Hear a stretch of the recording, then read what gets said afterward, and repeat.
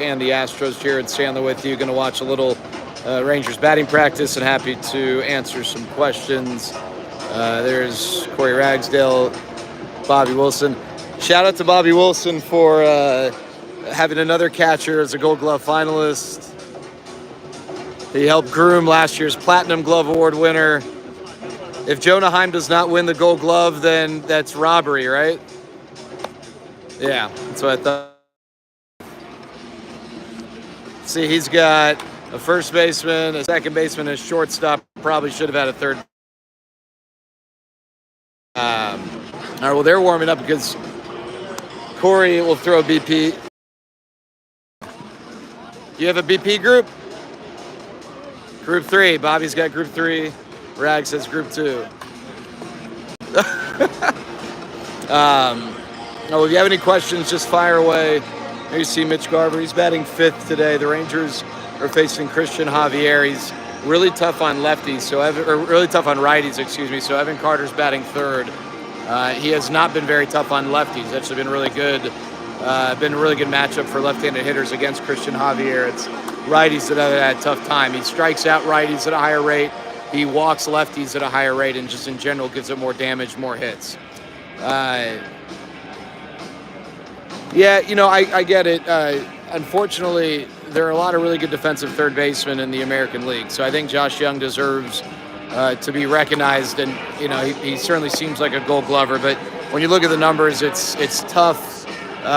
It's tough to say that the others were not deserving, if that makes sense, right? If you're gonna put Josh Young in, you got to take one away, and I don't know who you necessarily. I don't know that there's an obvious choice to take one of them away, but he definitely. I think, is deserving of that sort of consideration. I mean, I went with Lowe, the guy hitting right now in the cage, because Seager was off the board, but I think your best bet is to stick with lefties. So I think Corey Seager's not a bad bet.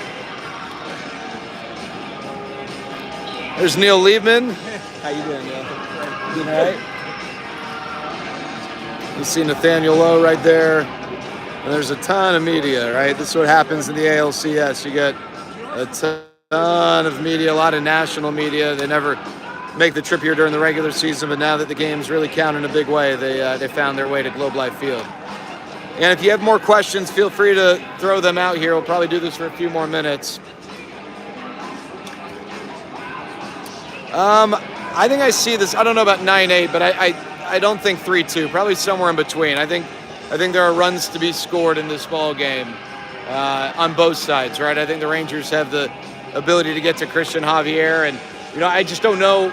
I think it's even Max Scherzer admitted, like, you don't know what you're going to get, right? I mean, Max could dominate. It's Max freaking Scherzer, but it's just so tough to know what to expect from him. Yeah, 5 Gold Glove finalists. No team has more position players. You get. I think the Blue Jays maybe have 5 in total if you include Jose Barrios as a pitcher. And I want to say the Phillies might have 5 because they have 2 pitchers who are finalists. But no team has 5 position players who are finalists other than the Rangers. I talked to players. I didn't ask them about Holland and Kinsler. I'm sure, if I asked them, there'd be a mix of indifference to, yeah, I'm excited. I just don't think they're giving a whole lot of thought to that, to be honest with you. There's Mitch Garver in the cage right now.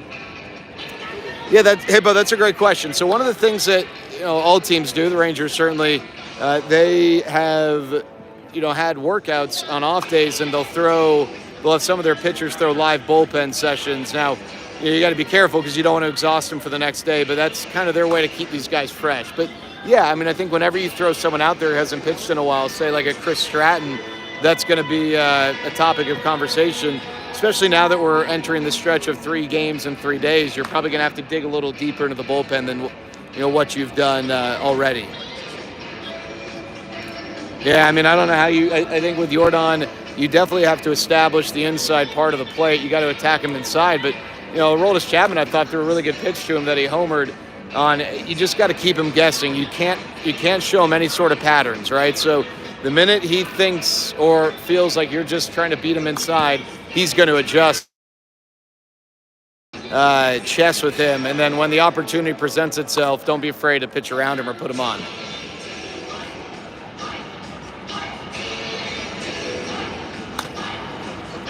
If you guys have any more questions, feel free to let me know. You can see Robbie Grossman.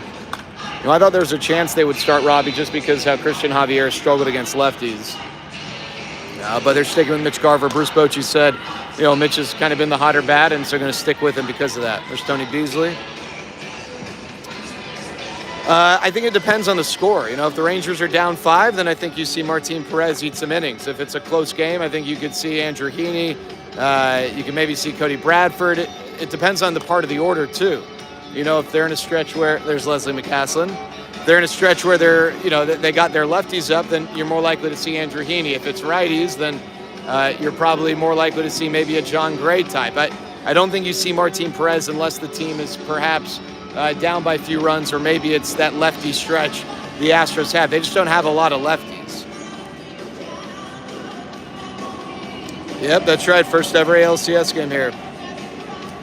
Brett, I think it's probably random. I've asked a lot of people with the Astros, and they can't come up with a good idea. I remember in 2015, the Rangers ended up playing okay at home, but they got off to a really slow start at home. And when they really got back into the race, it was during a 9-game road trip.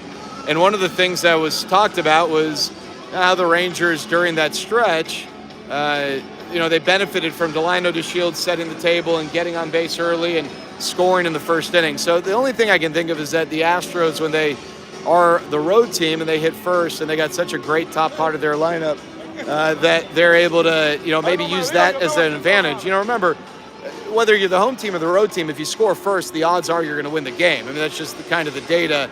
But, I don't know that there's anything beyond that I can really point to. Yeah, that's funny. He did. I think Max, I think Max is like competing at the highest level no matter what. I think if you play tic-tac-toe with Max Scherzer, he would be ticked off if he lost. I mean, I don't think it matters 2-0, 3-0, 0-2. The Rangers could be down 30 games, and I don't think it would impact his compete level. I think Dane Dunning's most likely, but I think it just depends on what goes down today. I think, it'd be... I think Dane Dunning is available today. They'd like to avoid him, but, if they need to use him and they have a chance to go up 3-0, they will. I mean, I think it's prettier with the roof open, but, the way that the ball travels with the roof closed, it doesn't carry as much. Maybe that works in the Rangers' favor. I don't know. It's definitely louder with the roof closed. All right, y'all. Hey, gonna wrap this up, but thanks so much for joining. Hope you guys enjoy Game 3, just the second home playoff game. It's kind of crazy. We'll talk to y'all later.